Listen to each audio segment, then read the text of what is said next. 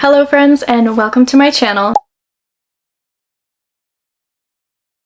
If we haven't met before, my name is Haley and I like to read books and talk about them online. And it is time for my favorite video of the month. It's time to select my March TBR using my TBR jar. I love filming this video. I love planning out my monthly reads. Now, usually in the back of my mind, I have a pretty good idea of what books I want to read each month, but this month I'm kind of all over the place. I'm definitely still kind of in a mood reading period, so I feel like I have so many different books from so many different genres just circling through my mind all the time, and I'm definitely struggling to narrow down which books I want to read the most.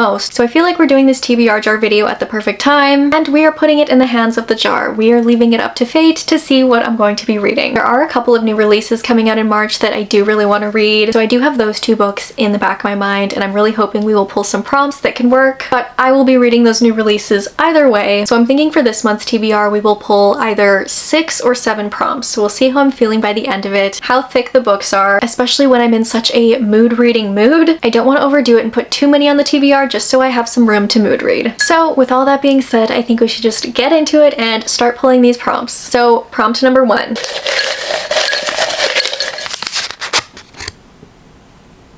A book with under 5k ratings on Goodreads. Okay, let me take a look. Okay, so I did have a book in mind for this one, but I feel like it is kind of cheating because this book isn't actually released yet. It is one of the new releases I'm highly anticipating in March, but there have been people who have read advanced copies already, so there are reviews on Goodreads, and right now it is sitting at 464 ratings on Goodreads. So I feel like this works with the prompt, and this is the book I'm gonna choose, and that book is Beneath by Ariel Sullivan. This book is actually a prequel novel to Conform by Ariel Sullivan, which is a book I read back in January. Conform is the first book in a dystopian romance trilogy, but the author is actually creating multiple trilogies within this universe, so I believe Beneath will be a prequel trilogy. I'm really excited for this one because I really enjoyed Conform. Like I said, Conform is a dystopian romance, and it had a bit of a Handmaid's Tale vibe to it, and I thought it was a really good start to a new series. I really enjoyed it, but by the end of that book, I did still feel like there was a lot more to learn about this dystopian world, and I think that is where Beneath comes in. I think that this book will give us a lot of background on the world, and it says here, hundreds of years before the Ilum ruled supreme, humanity risked everything to rebuild after a devastating war in this explosive dystopian romance and prequel to Conform. 23-year-old Sasha Cadell knows time is running out in the underground city filled with survivors of the nuclear fallout 6 years ago. She works in the expansion sector trying to escape the memories of those she lost. Her bleak existence is upended when Tristan Hayes, a stunningly handsome, frustratingly determined commander of the force, recruits her to join him and his elite team of soldiers as they embark on a secret mission to the surface. Sasha is thrust into brutal training with stakes far beyond mere survival. The fate of the remaining humankind depends on their success or failure. As she confronts her own demons, Sasha finds both allies and foes in the training program, as well as a sizzling attraction between her and Tristan that threatens the walls she's built around her heart. But under the surface, secrets and deception run as rampant as illnesses, and not everyone will survive the rise of a power more terrifying than anything they've ever known. So I think that sounds great. I'm excited to learn more history about this whole dystopian world and meet some new characters from the past and have another romance storyline. I think this has the potential to be a really great read. So Beneath by Ariel Sullivan is book 1 on the TBR. Okay, prompt number 2.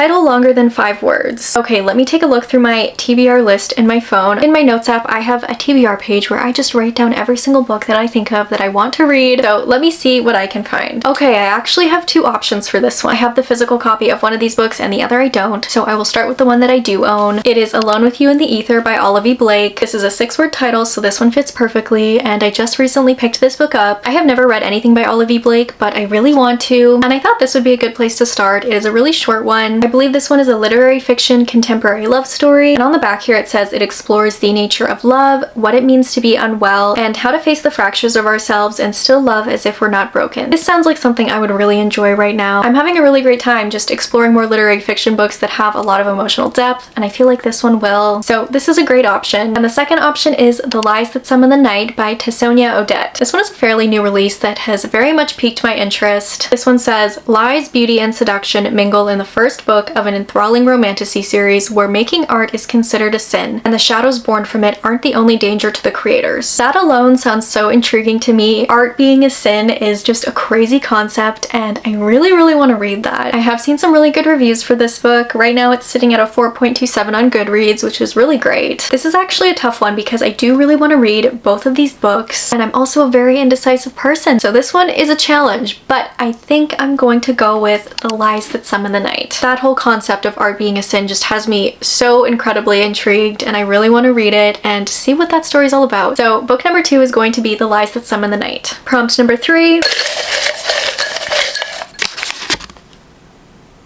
The first book in a series. Okay, for this one I don't have to do any thinking at all. I know exactly what book I want to choose, and it is the second new release that I have in mind for March, and it is Inamorata by Ava Reid, and this is the first book in a duology. I am extremely excited about this one. This is a very highly anticipated release for me this year. This is a dark and gothic book, which is right up my alley. This one says, a visionary and atmospheric gothic fantasy about necromancy, vengeance, and soul-consuming love. Once there was an island where the dead walked the earth, and 7 noble houses ruled by the arcane secrets of necromancy. A conqueror's blade brought them low, burning their libraries, killing their lords, and extinguishing their eldritch magic. But defiant against the new order stands the House of Teeth and its last living members. Beautiful Morozia, the heiress to the house, and her cousin, the uncanny Lady Agnes. Though she has not spoken a word in 7 years, Agnes is the true carrier of the house's legacy. She has her orders. She must recapture the secrets of death magic and avenge her family's fallen honor. She must arrange the betrothal of her beloved cousin Morozia to Liuprand, heir to the Conqueror's throne, for access to the forbidden library in his grotesquely grand castle. Revenge burns in Agnes's heart, but so do stranger passions. And it is Liuprand, the Golden Prince, who speaks to her soul. His passion is as treasonous as it is powerful, poisoning the kingdom's roots and threatening to tear the already shattered realm in two. For Agnes's final order is the gravest. She must not fall in love. I absolutely love a gothic fantasy book, and this sounds so interesting. I've actually seen some early reviews of this book saying it is just a wild read, and that has me so excited. It sounds like it's going to be dark and atmospheric, creepy, maybe with some toxicity, and I'm just so excited. So book number 3 is going to be Inamorata. Okay, prompt number 4.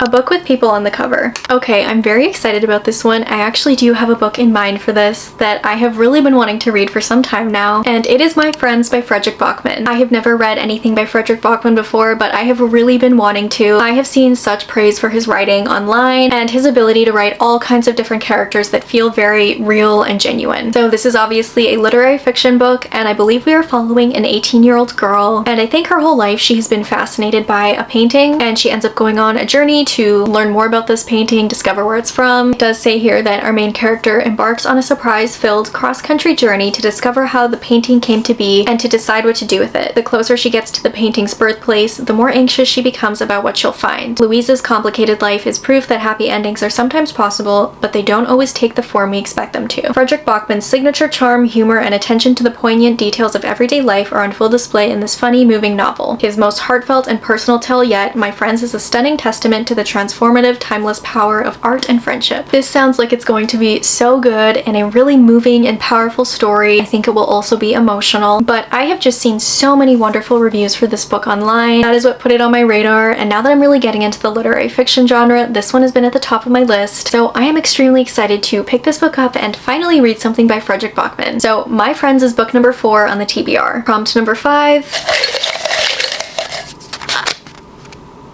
A book by an author you've never read. Okay, I think I could use this prompt for a classic book. I am trying to read one classic book every single month, and the next one I have in mind is by an author I have never read, and it is The Tenant of Wildfell Hall by Anne Bronte. I am currently reading books by the Bronte sisters. In January I read Wuthering Heights, in February I read Jane Eyre, and now I would like to read a book by Anne Bronte, and I believe The Tenant of Wildfell Hall is her most popular book, but I actually know next to nothing about what this book is about, so I will read the blurb on the back. It says, Helen Graham, a secretive woman who has moved into Wildfell Hall with her young son, intrigues her neighbor, Gilbert Markham. He is quick to offer Helen his friendship, but when her reclusive behavior becomes the subject of local gossip, he begins to doubt her. It is only when she allows Gilbert to read her diary that the truth is revealed, and the shocking details of the disastrous marriage she has left behind emerge. Told with great immediacy, combined with wit and irony, The Tenant of Wildfell Hall is a powerful depiction of a woman's struggle for domestic independence and creative freedom. That sounds very intriguing. The Bronte sisters are so fascinating fascinating. I feel like they wrote a lot of stories that were just so ahead of their time, and it seems as though this one will be no exception. So I'm very excited to read this one. I am just having the best time reading these classic books. I initially wasn't sure how I was going to feel about classic literature, but so far I have just absolutely loved it. So I cannot wait to read some of Anne Bronte's work next. So book number 5 is The Tenant of Wildfell Hall. Okay, prompt number 6, and possibly the last prompt.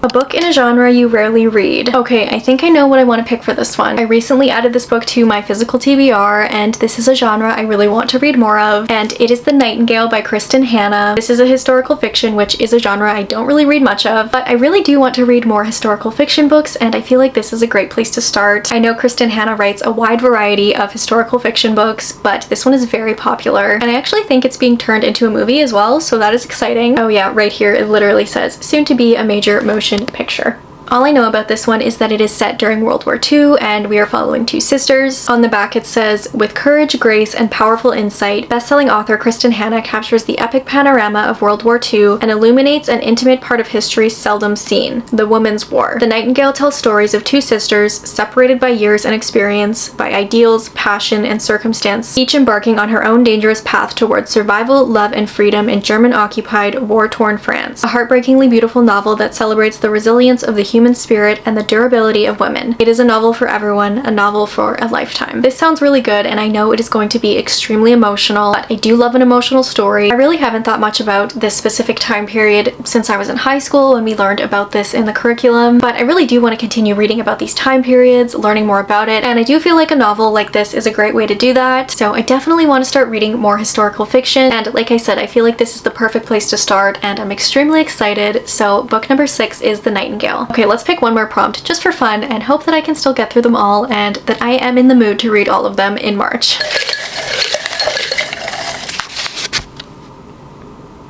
A fantasy book. Perfect. I have an endless amount of fantasy books that I want to read. I'm not thinking too hard about this one. I have picked a book that I have been meaning to read for months and months, and I think it's time I finally read it. It is Silvercloak by L.K. Stephen. I picked up this edition back when I was in Edinburgh in September, and it is now March, so I feel like I need to read this book at last. I have heard some great things about this. My bestie really loved it, and she has me wanting to read it. The short blurb here says, an addictive new fantasy series set in a world where magic is fueled by pleasure and pain, in which an obsessive detective infiltrates a brutal gang of dark mages, knowing that one wrong move will get her killed. A world where magic is fueled by pleasure and pain sounds so interesting, and we also have a gang of dark mages. That also sounds very interesting. I'm just really intrigued by this book, and I do really want to read this one. I have also heard some people saying that this is really underhyped, so I do have a really good feeling about this one, and it is definitely time that I finally pick it up. So book number 7 is going to be Silvercloak. Okay, those are all of the books on my March TBR. Let's go through them one more time. Book number 1 is Beneath by Ariel Sullivan. Book number 2 is The Lies That Summon the Night by Tsonia Odette. Book number 3 is Inamorata by Ava Reid. Book number 4 is My Friends by Frederick Bachman. Book number 5 is The Tenant of Wildfell Hall by Anne Bronte. Book number 6 is The Nightingale by Kristen Hanna. And book number 7 is Silvercloak by L.K. Stephen. Okay, I feel like we have selected a great, well-rounded TBR for March, and I am so